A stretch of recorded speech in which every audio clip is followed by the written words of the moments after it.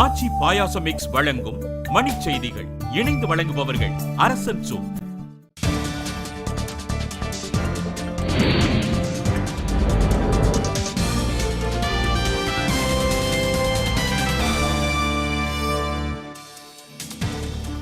டெல்லியில் ஜந்தர் மந்தர் பகுதியில் காவலர்கள் மீது கல்வீசி தாக்குதலில் ஈடுபட்ட 5 பேர் கைது. டெல்லியில் ஓடும் பேருந்தில் மேலும் ஒரு பாலியல் துன்புறுத்தல். இளம்பெண் புகாரின் பேரில் நடத்துனர் பணியிடை நீக்கம். கூட்டுறவு சங்க உதவியாளர் பணியிடங்களுக்கான நேர்முக தேர்வு தேதி குறிப்பிடாமல் ஒத்திவைப்பு. தமிழக அரசின் புதிய தலைமைச் செயலாளர் சீலா பாலகிருஷ்ணன் முதலமைச்சர் ஜெயலலிதாவுடன் சந்திப்பு.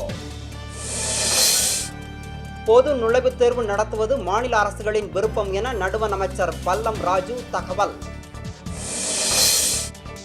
ஜம்மு காஷ்மீரில் தொழில்நுட்ப கோளாறு காரணமாக உலங்கு வானூர்தி அவசர தரையிறக்கம். பாலியல் குற்றவாளிகளுக்கு தூக்கு தண்டனை வழங்க வேண்டுமென ஜெகதீஷ் ஷெட்டர் வலியுறுத்தல்.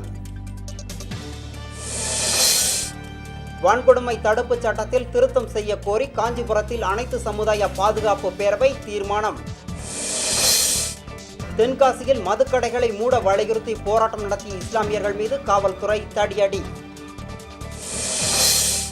பாகிஸ்தானில் தீவிரவாதிகள் நடத்திய மகிழுந்து வெடிகுண்டு தாக்குதலில் 22 பேர் உடல் சிதறி உயிரிழப்பு. ஆச்சி பாயாசம் மிக்ஸ் வழங்கிய மணிச் செய்திகள். இணைந்து வழங்கியவர்கள் அரசன் சூ.